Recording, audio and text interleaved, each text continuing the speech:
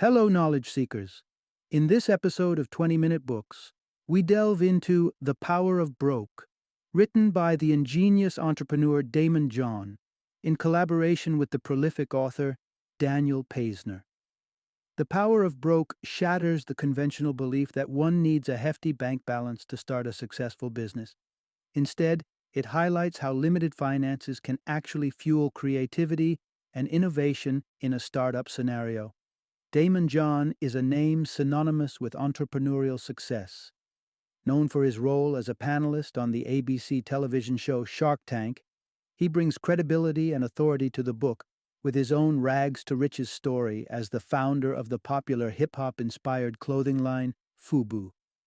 Co-author Daniel Paisner's multiple collaborations with personalities from different walks of life, along with his novel writing, adds a storytelling finesse to the book. The Power of Broke is a game changer. It tells you that anyone with a unique idea and a determined spirit can start a business. It encourages you to see financial constraints not as a barrier, but as a catalyst for entrepreneurial brilliance. Therefore, it is a must-read for budding entrepreneurs, small business managers eager for that significant growth spurt, and even high-positioned executives and CEOs who wish to infuse fresh perspectives into their corporations. And if you're someone sitting on an innovative idea, waiting for the right time, let this book be your sign. Let's turn the page and unveil the power of Broke.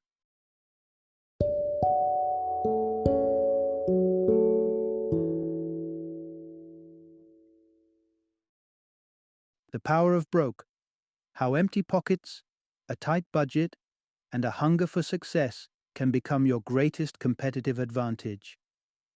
Introduction: Unlock the hidden potential in being broke. We've all been captivated by tales of individuals who rose from obscurity to achieve remarkable success.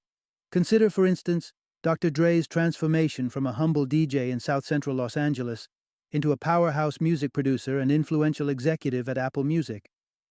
It's easy to dismiss stories like this, believing that they're limited to the select few blessed with extraordinary talent or impeccable timing.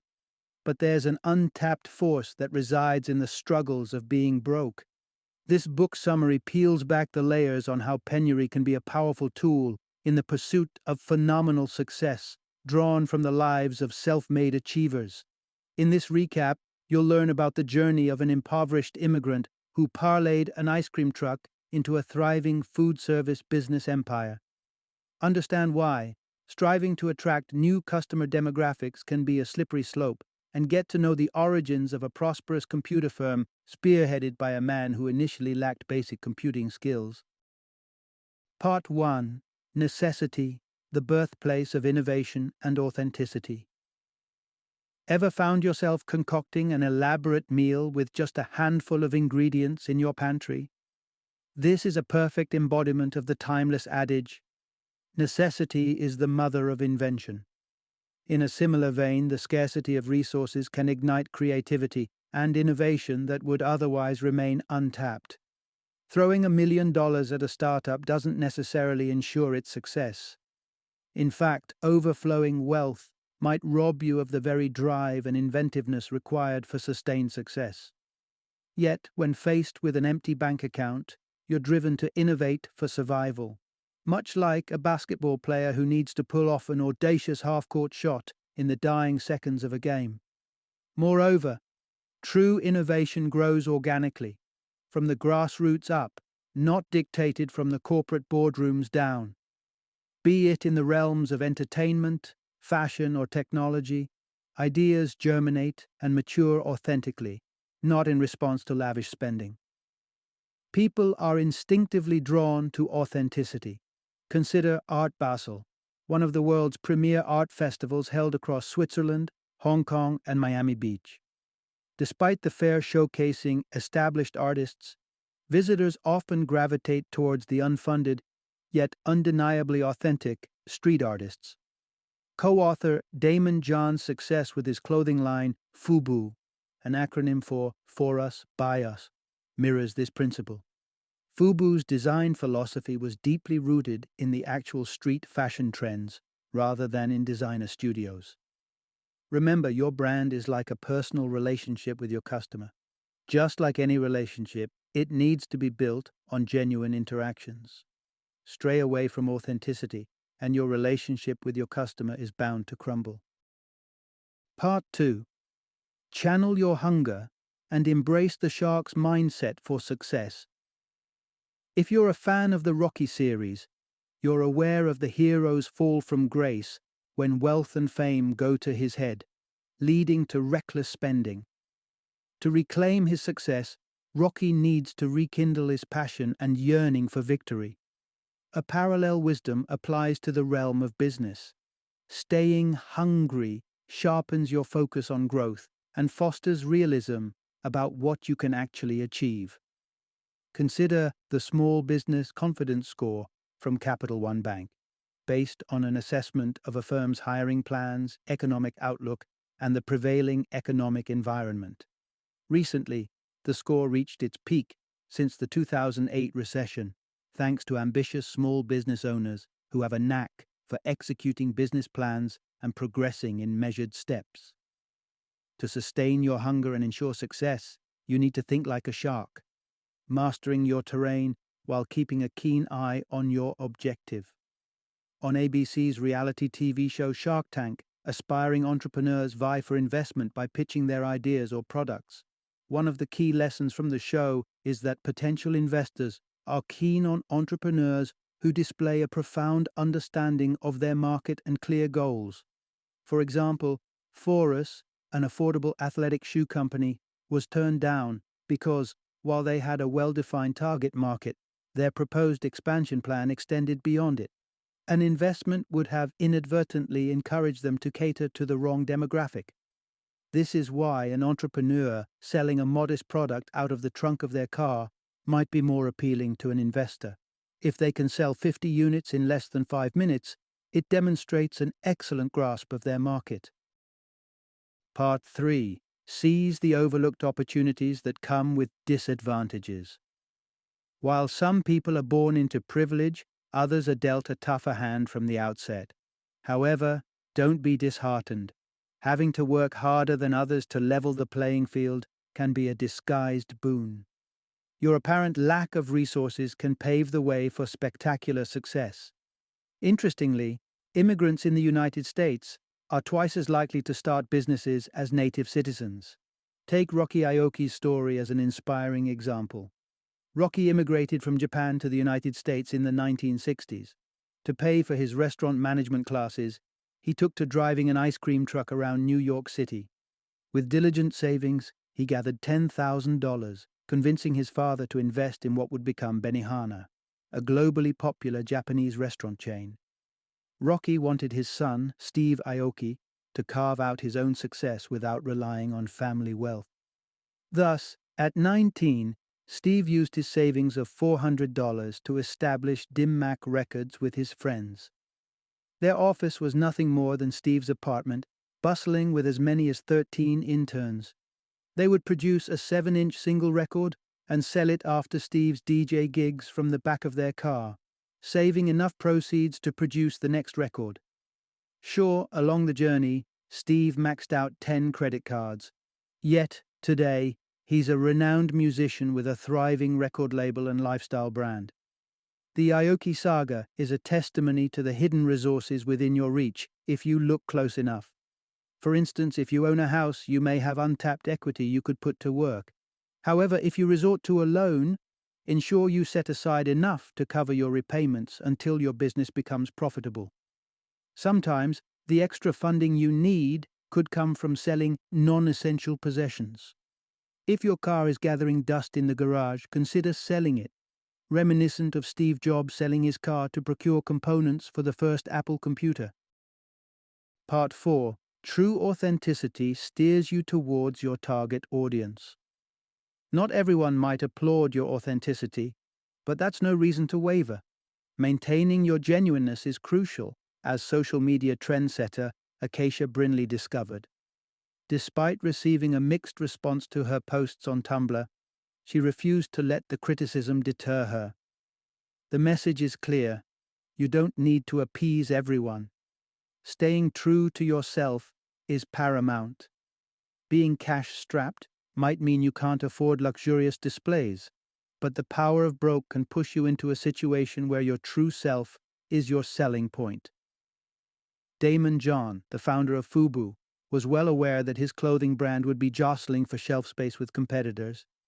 Yet he relied on his brand as a reflection of his commitment to his community and the value he placed on his clothing line. John didn't need an extravagant budget to showcase his authenticity to the black community. Instead, he wielded the power of broke, effectively making the most of limited funds to display his genuine commitment to his community. John was a pioneer in gifting his clothing to hip-hop artists who donned them in their music videos, granting FUBU a firm foothold in the fashion industry. He then turned his attention to Black Entertainment Television, BET, a U.S. cable network catering to the black community. This strategy allowed him to reach his desired audience easily, affordably, and directly. Given that Nielsen ratings had a limited representation of black households when John was starting out, BET was seen as having low viewership and thus charged low rates for advertisements. This worked out splendidly for FUBU, enabling the brand to reach a broad audience with minimal expenditure.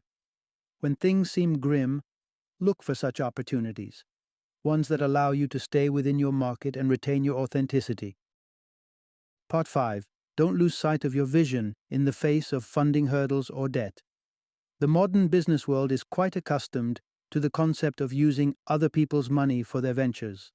Though it may seem enticing to have external funding, keep in mind that there can indeed be such a thing as too much assistance. When contemplating bringing in investors, ensure you're not trading off your control over the business. Remember, inviting an investor into your business means parting with a percentage of it, potentially cutting into your already modest profits, or leading to a growth spurt that may be beyond your management capacity. Growth that's gradual, profitable, and within your control is the optimal kind. Moreover, bringing in external capital might necessitate restructuring your business plan, which could lead to a loss of focus and control. Consider the story of Gigi Butler, who held on to her vision even when funding seemed an impossible dream. Butler was determined to start a cupcake shop in Nashville, even though banks thought the idea was ludicrous and denied her financial support. Given her previous job as a cleaner for Nashville's wealthy elite, no one was ready to back her entrepreneurial dream. But Butler didn't give up. She exhausted her credit cards and depleted her bank account to her last $30 to make Gigi's cupcakes a reality. Much to her delight, her shop became an instant hit, with customers queuing up outside her store. Not only did Butler manage to clear her credit card debt, but she also retained full control over her business and its profits. Today, Gigi's Cupcakes enjoys a presence across 24 states with annual sales reaching up to $35 million. Sometimes debt can seem inevitable, but don't let it obstruct your vision. Once you begin generating profit, you might feel the urge to invest it back into your business or simply splurge a little. But the smartest move is to clear your debts before interest rates start chipping away at your earnings, ensuring that your accounts start reflecting a healthy and prosperous state. Remember, countless businesses have collapsed under the weight of uncontrolled debt. Don't let yours become another statistic. Part 6. The power of limited resources isn't exclusive to startups. Big corporations can use it too. Up until now, we've explored how the power of broke can aid ambitious entrepreneurs to carve out their niche in the competitive business world. But you might be surprised to learn that even the big fish in the pond can benefit from these same principles. Remember, all large corporations once started as small businesses, and they would do well to continue leveraging the strategies that propelled them to their current stature. However, a common pitfall for many wealthy corporations is a tendency to throw money at problems instead of devising creative solutions. A classic example can be seen in marketing, where businesses could easily squander millions on advertisement campaigns, completely neglecting free or cost-effective alternatives like social media. This raises a valid question. Why do 38% of the current Fortune 500 companies lack an active Twitter account? Consider a clever campaign from General Mills, from before the age of social media, which desired to revive its floundering Nature Valley granola bars. Despite having a mammoth marketing budget, they avoided the temptation to plaster ads all over grocery stores. Instead, they homed in on locales frequented by young, active clientele like ski resorts and outdoor gear shops. Consequently, Nature Valley has ascended to become one of General Mills's top-selling brands. Moreover, the power of broke isn't just applicable to businesses. It can make a difference for entire industries. Rewind to the beginning of 1970 when cigarette advertising was rampant across the United States, with everything from radio and TV commercials to billboards and magazines graced by popular icons such as the Marlboro Man and Joe Camel. However, later that year, the U.S. government declared its intention to tighten the leash on advertising for tobacco companies. Simultaneously, Chinese cigarette companies were plotting their debut in the American market. Rather than expending resources on lobbying against these potential issues, the American tobacco industry seized an opportunity that wouldn't cost them a penny. They accepted the government's advertising restrictions willingly. The logic?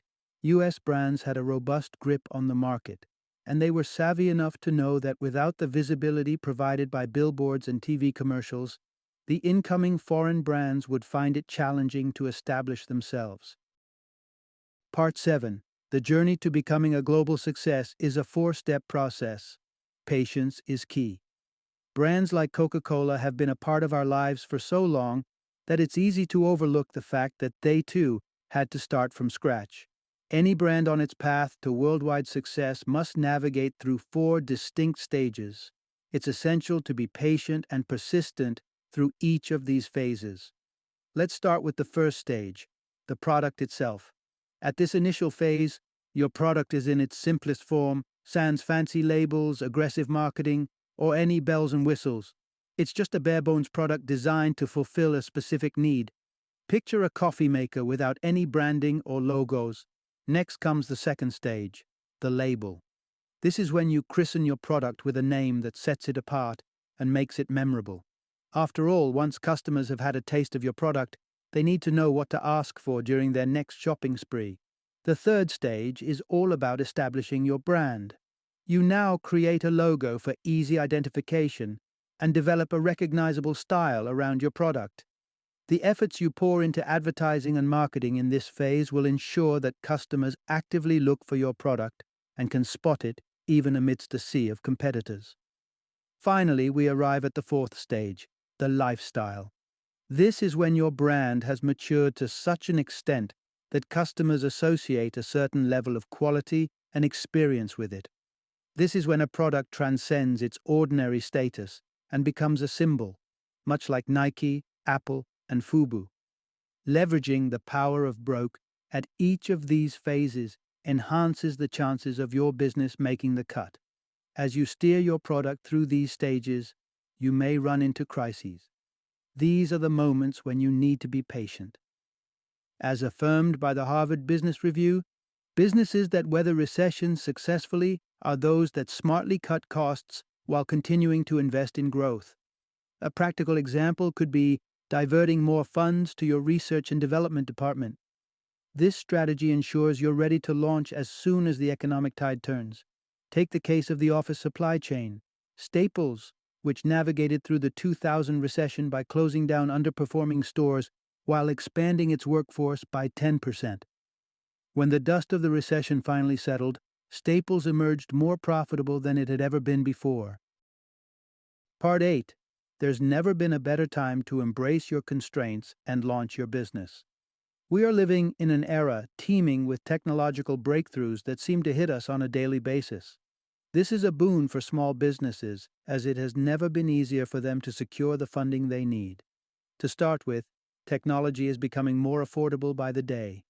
Each year, it's becoming more cost-effective to maintain a website and store massive amounts of data online, making it less risky and less expensive to seize potentially profitable opportunities. Another boon for budding businesses is the advent of crowdfunding platforms like Kickstarter and Indiegogo.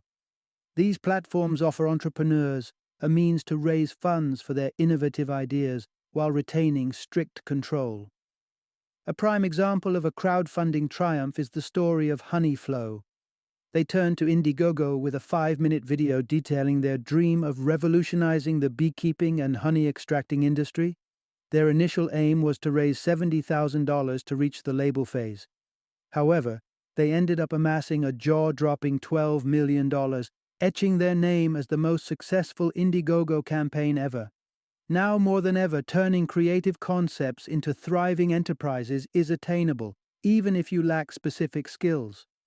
Consider the story of Daymond John, the founder of Fubu. He wasn't a master at sewing or sketching, but that didn't deter him from establishing a clothing brand. Even in sports, players who might be shorter than their peers can still build successful careers by leveraging their speed and agility. They could even take up managing or coaching a team if they have a burning passion for the sport.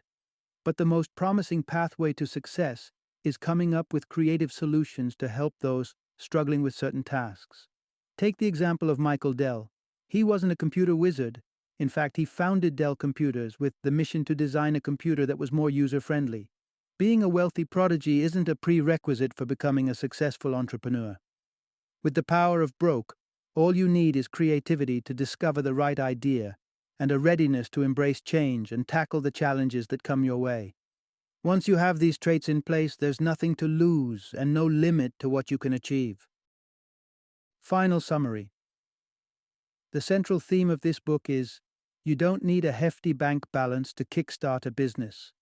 In fact, scarcity of funds often nudges aspiring entrepreneurs to devise creative and innovative solutions that they might not have considered otherwise. Challenges are a given in the realm of business, but wielding the power of broke equips you to tackle any hurdles that come your way.